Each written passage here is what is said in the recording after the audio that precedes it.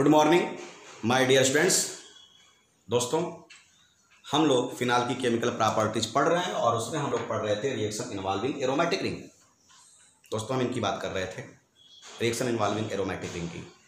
तो दोस्तों, इसमें मैं एक पहला हेडिंग बताने जा रहा हूं आज के लेक्चर में, इसी प्रॉपर्टी को आगे बढ़ाने जा रहा हूं।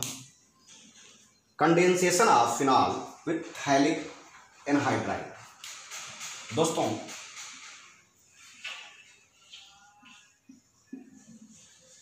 of phenol with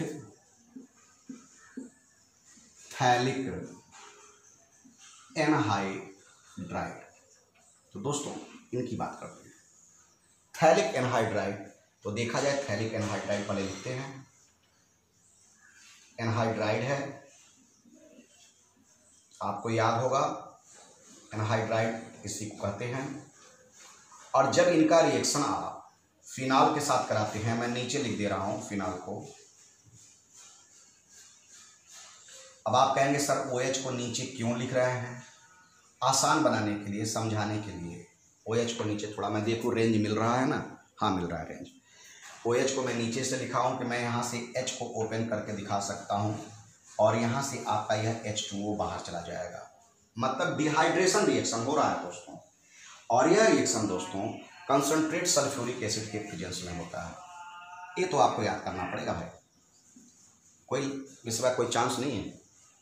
तो दोस्तों, फिनॉल थैलेथीन बनता है।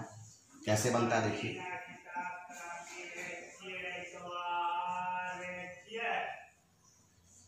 चलिए दोस्तों, देखा जाए। ऑक्सीजन तो गायब हो गया, कार्बन की वैलेंसी 2 सेटिस्फाइड हो गई और 2 सेटिस्फाइड करने के लिए यहां से फिनाल आ गया। एक फिनाल यहां जुड़ गया क्योंकि H2O तो बाहर चला गया, और दूसरा फिनाल यहां जुड़ गया। इसका नाम होता है, इस कंपाउंड का नाम है फिनॉल। पीएच को साइलेंट करिए, एथैलीन। फिनॉल्फथैलीन कहते हैं इसको। क्या कहते हैं? फिनॉल्फथैलीन। कंपाउंड का नाम है फिनॉल्फथैलीन। तो दोस्तों, ये बन गया आपका फिनॉल्फथैलीन। तो इस कंपाउंड को समझ गए कैसे बना? थोड़ा रेंज देख लें कैमरे का, सही है। चलिए दोस्तों, ये था condensation of phenol with phthalic anhydride.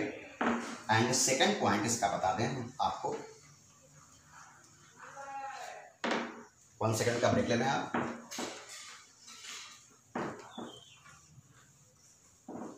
थोड़ा मुझे इंपॉर्टेंट लगा ये रिएक्शन।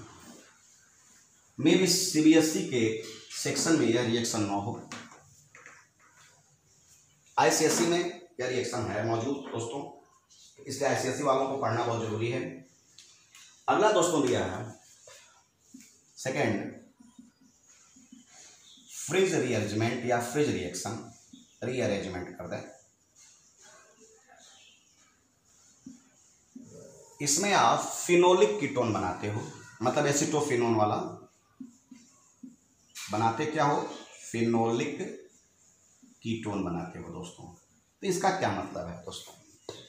देखिए दोस्तों, क्या होता है इसमें, जब फिनॉल का रिएक्शन आप एसिटिक एनहाइड्राइड, चलो भाई करते हैं।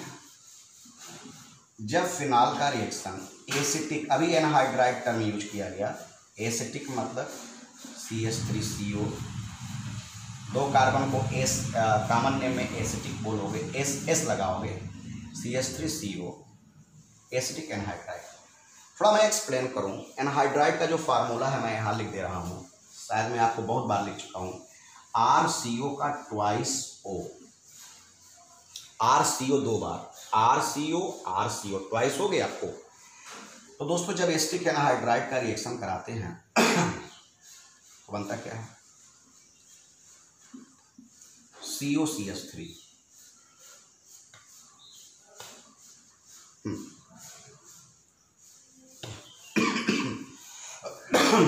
OCOCH3, ये बांड टूट गया और CH3 COOH बाहर चला गया दोस्तों। CH3 मतलब एसिटिक एसिड बन गया बाहर। अब आप इसको उठा लीजिए,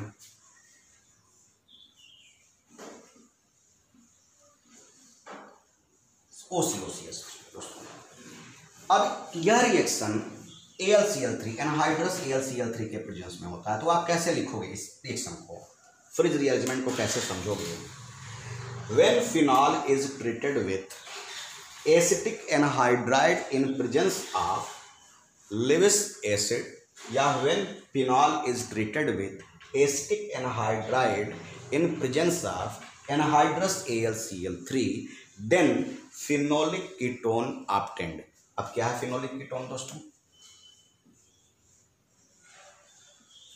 फिनोलिक कीटोन कैसे बनेगा? अरेंजमेंट करना, केवल अरेंजमेंट। यहां से COCH3 आर्थो पे आ जाएगा, तो यहां का H इस O के साथ चला जाएगा, या यहां का COCH3 अगर पैरा पे आता है तो यहां का H इस बचे हुए O के पास चला जाएगा। तो आपको तो मैं बता चुका हूं, आपको मैं क्या बता चुका हूं, इसका नाम है एसिटोफिनोन। एसिटोफिनोन और 1 2 तो 2 हाइड्रोक्सी एसिटोफिनोन। इसका नाम है एसिटोफिनोन, तो 1 2 3 4 हाइड्रोक्सी एसिटोफिनोन। इसका मतलब फिनोन मतलब कीटोन, और फिनोलिक मतलब OH ग्रुप। मतलब क्या है, इसमें OH ग्रुप भी है, तो फिनॉल हो गया रिंग के साथ, और कीटोन है COCH3। इसलिए इस कंपाउंड को आप फिनोलिक कीटोन भी कहते हो दोस्तों। क्या बोलोगे? When phenol is treated with acetic anhydride in presence of anhydrous AlCl3, phenolic ketone is obtained. Phenolic ketone प्राप्त हुआ, और आपने इसको ऐसे कर लिया दोस्तों। तो ये था केमिकल प्रॉपर्टीज में, और एक छोटा सा पॉइंट है यूजेस ऑफ फिनॉल, जिसको आप स्वयं कर सकते हो दोस्तों। फिनॉल का यूज कहाँ होता है? ड्रग बनाने के लिए, मेकिंग ड्रग्स, डाई। अभी आप डाई बनाए हो, एजोडेंजिन वाला जो बनाए थे, डाई बनाने को। बहुत सारे ऑर्गेनिक कंपाउंड जैसे कि एसिटोफिनोन बना रहे हो, सैलिसिलिक एसिड के बनाने में, सोडियम फिनॉक्साइड को बनाने में, डाइज को बनाने में, ड्रग में, एंटीसेप्टिक के यूज, एज अ एंटीसेप्टिक के रूप में फिनाल का यूज होता है दोस्तों। एंड परफ्यूम इंडस्ट्री में भी फिनाल का यूज होता है दोस्तों। तो फिनाल का यूज इन सब जगहों पे होता है। आपको ये बातें सारी क्लियर हो गई होंगी दोस्तों। नेक्स्ट लेक्चर हमारा होगा, वह होगा ईथर। तो नेक्स्ट लेक्चर में लेक्चर तक जाने के पहले मैं बेसिक आपको ईथर के बारे में एक फार्मूला दे देता हूं। ईथर का फार्मूला होता है ROR। ईथर का नाम होता है IUPAC नेम एल्कोक्सी एल्केन। चलो भैया, एल्कोक्सी एल्केन हो गया। ROR हो गया। सपोज करो कि इधर CH3 है, इधर O है, इधर CH3 है, तो नाम इसका ऐसे भी बोल सकते हो, मिथाइल ईथर। मैं 2 बार मिथाइल आया तो इसका नाम हो जाएगा डाई मिथाइल ईथर हो गया दोस्तों। अगर ये तो ईथर सिमेट्रिकल ईथर है दोस्तों, क्योंकि दोनों तरफ R बराबर है, तो इस ईथर को आप बोलते हो सिमेट्रिकल ईथर दोस्तों। अगर R आपका चेंज हो CH3O C2H5, तो अल्फाबेटिकल होने के नाते पहले इथाइल बोलोगे फिर मिथाइल बोलोगे, तो नाम क्या हो जाएगा? Ethyl methyl ether. लेकिन दोनों तरफ R, यहाँ 1 कार्बन यहाँ 2 कार्बन अलग अलग है, तो इसको आप बोलोगे अनसिमेट्रिकल ईथर। तो दोस्तों ईथर में केवल R के ही टर्म में ईथर नहीं होता है दोस्तों। ईथर केवल आपका R के टर्म में नहीं होता है, आप AR के टर्म में भी कर सकते हैं दोस्तों। एक AR का भी एग्जाम्पल आपको बता देते हैं। अनसिमेट्रिकल का भी यह एग्जाम्पल होगा, जैसे यह CH3 है, O है, और C6H5। C6H5 आपको याद होगा दोस्तों, इसको बोलते हैं फिनाइल को। एक फिनाइल है, R करके मैं लिख दे रहा हूँ C6H5 बॉन्ड। तो दोस्तों यहाँ पे क्या नाम हो गया? Methyl phenyl. अल्फाबेटिकल जो आपको ABCD में समझ में आए पहले आता है उसके हिसाब से मिथाइल फिनाइल ईथर। तो दोस्तों ये ईथर के कुछ पॉइंट्स हैं। एरोमेटिक ईथर की बात अगर आपके कहा जाए, चलिए एरोमेटिक ईथर की बात कहा जाए तो यह एक एरोमेटिक ईथर है, मिथाइल फिनाइल ईथर। चलिए भाई यह अनसिमेट्रिकल है क्योंकि कार्बन की संख्या अलग अलग है, मैं ऐसा भी तो कर सकता हूं। अब देखिए दोनों तरफ से C6H5 मैंने जोड़ दिया दोस्तों। अब जब दोनों तरफ से C6H5 मैंने जोड़ दिया तो यह हो गया डाई, ये भी फिनाइल, तो फिनाइल फिनाइल हो गया, 2 बार हो गया तो हो गया डाई फिनाइल ईथर। तो दोस्तों ये डाई फिनाइल ईथर हो गया। तो यह मैं ईथर का जनरल तरीका बताया, जनरल नाम बता दिया दोस्तों। ये सारे अनसिमेट्रिकल के एग्जाम्पल हैं, ऊपर वाला सीमेंट, हाँ ये सिमेट्रिकल का एग्जाम्पल हो गया क्योंकि दोनों तरफ कार्बन की संख्या क्या है, बराबर है।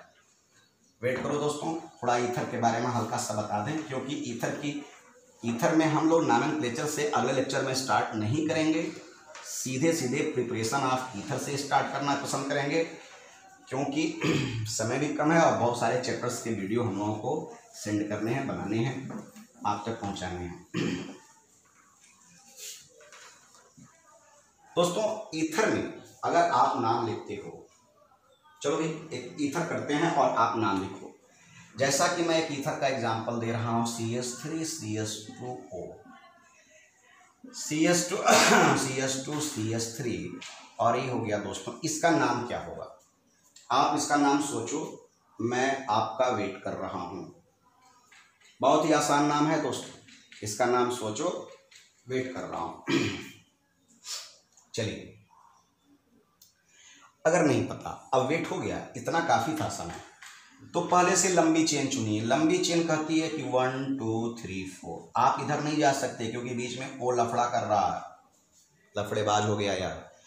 तो 1 2 3 4, तो अब ये तो ईथर का पार्ट हो गया। ओ होने के नाते इधर जा नहीं सकते थे, तो दूसरे नंबर पे क्या जुड़ा हुआ है, एथ ऑक्सी। ओ मतलब ऑक्सी, एल्कोक्सी एल्केन था ना, तो एथ ऑक्सी दूसरे नंबर पे है। दूसरे नंबर पे 2 कार्बन है तो एथ ऑक्सी, 2 इथॉक्सी, और कितने कार्बन का चेन बन रहा है, ब्यूटेन का, 2 इथॉक्सी ब्यूटेन। दोस्तों चलो दोस्तों एक और एग्जांपल बता देते हैं हम, इसको भी आप सोचना। पहले मैं आपको 1 मिनट का टाइम दे रहा हूं, आप इसको सोच लो, मैं वेट कर रहा हूं। आसान है, नॉमेनक्लेचर है दोस्तों।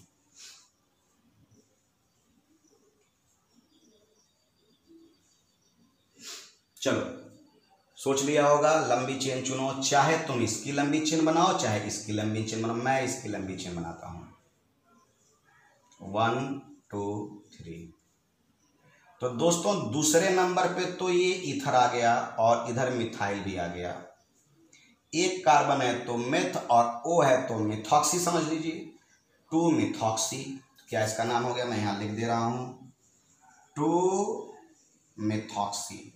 दूसरे नंबर पे 2 मिथॉक्सी और दूसरे नंबर पे चेन में मिथाइल भी है, 2 मिथाइल। दोस्तों 2 मिथॉक्सी 2 मिथाइल और 3 कार्बन है तो प्रोपेन। तो ईथर के ऐसे मैं कुछ एग्जाम्पल्स आपको इसलिए दे रहा हूं कि नॉमेनक्लेचर आपका सही हो जाए दोस्तों। तो दोस्तों लगभग आप नॉमेनक्लेचर को हल्का सा 11th में हम लोग पढ़ चुके थे, आपने यहाँ पे लाइट दे दिया, प्रकाश डाल दिया नॉमेनक्लेचर के दोस्तों। तो दोस्तों अगला लेक्चर हम लोग करेंगे डिस्कस इस पे प्रिपरेशन ऑफ ईथर। तो दोस्तों इस लेक्चर में इतना ही। Best of luck, have a nice day, good luck, अच्छे से पढ़ना।